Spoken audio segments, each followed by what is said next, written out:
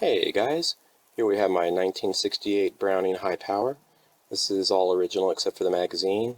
Got the stupid law here in California anyways. I bought this after the law came into effect with the 10 round. The stock is should be 13. Anyways, it's still a sweet gun. I'm going to pick up some other mags for it later that are comparable. Just been buying mags for my SIGs and other things, so this one's kind of been neglected that way. But it's a beautiful piece. It's only got a couple blemishes on it.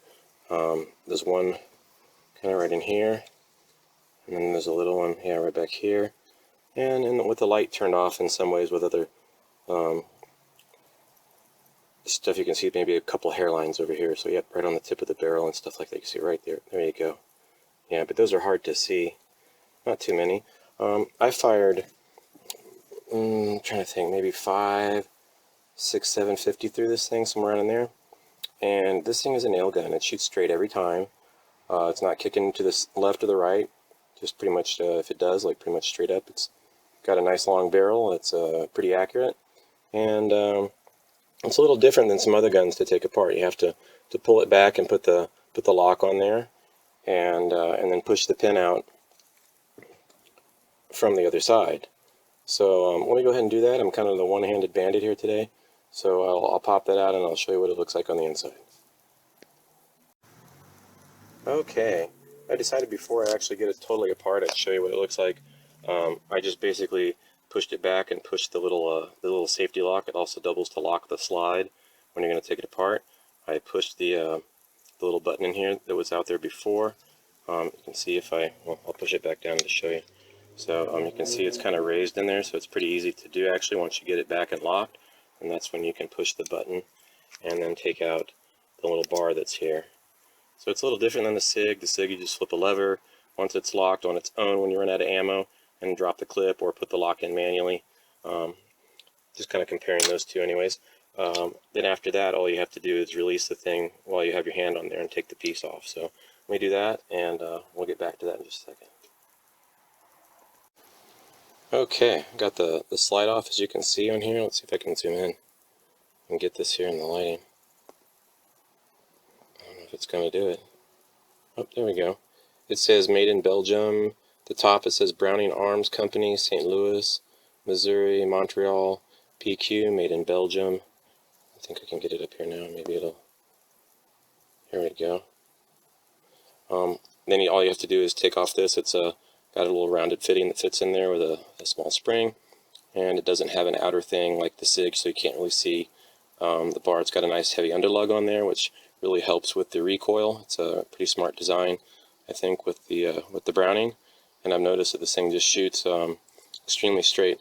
Now, the sights on this one aren't, you know, the adjustable ones or anything, and there's no anything on the tip. It's just basically metal. So this would, I guess, be called iron sights or something. It does line up pretty sweet. It's got a nice little hole there, so there isn't a lot of slop like on other sights. You know, you line this up once it's in there. I'm not kidding. This is probably the best, one of the best for accuracy that I have. I have a 357 Magnum Smith & Wesson from 1980. It's a 686 with no hash marks, no locks or safeties or anything on that one. Anyways, this one has the internal parts on it. It's still, so if I have a magazine in there, I'm going to have to pull the hammer back before I can shoot it.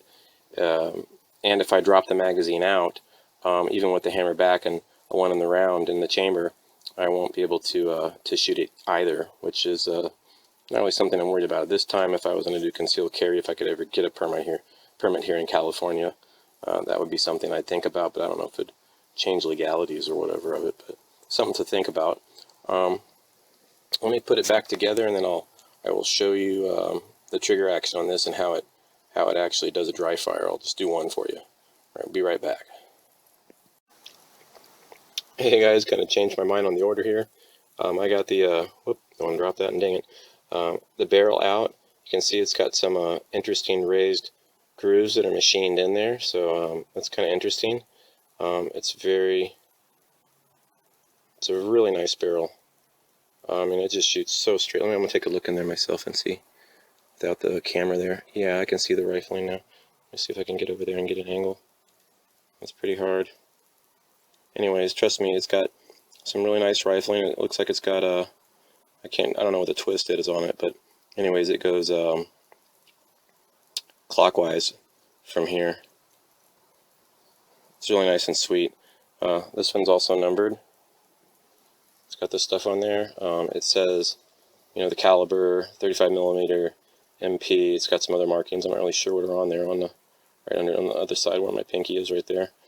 And it says P over here, right there on that part of the metal too. So it's got some interesting markings. I don't really know all about everything on this one. The SIG I know is like double, triple, and signed and other things. It's got the serial number there. I don't really need to show all that. You can see where it comes up, and that's where it feeds in. It's a really nice piece. I'd highly recommend getting one of these, and I'm going to do some upgrades later to this one too. Maybe put on some Hogue grips and tweak it a little bit. It's a pretty nice gun. So I'll put it back here now and show you the trigger action. Okay, got it back together, and purposely did this so I could show you this is where you can, you know, slide it back and put the safety on in there. Can't do it right now.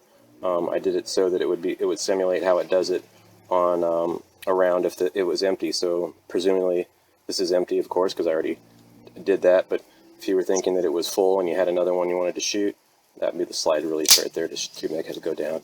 Now, kind of going backwards here since I did it this way, but that's still okay.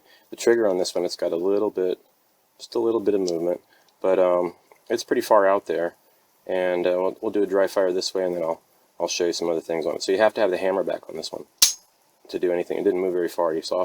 So right now with it like this, wouldn't matter if I had one in the hole and full clip right here, pull this out, nothing, wouldn't matter. This doesn't even matter as far as a you know, a safety on there. And you can push it.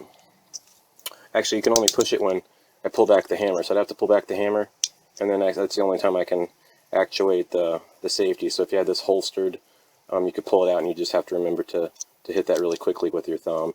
And I think the design on that's pretty cool. Although, if I really wanted it for personal defense, I mean, you have to train with that, because if that could hold you back, and that wouldn't be very great. So I got this one more for a collection and just to kind of shoot it and have some fun.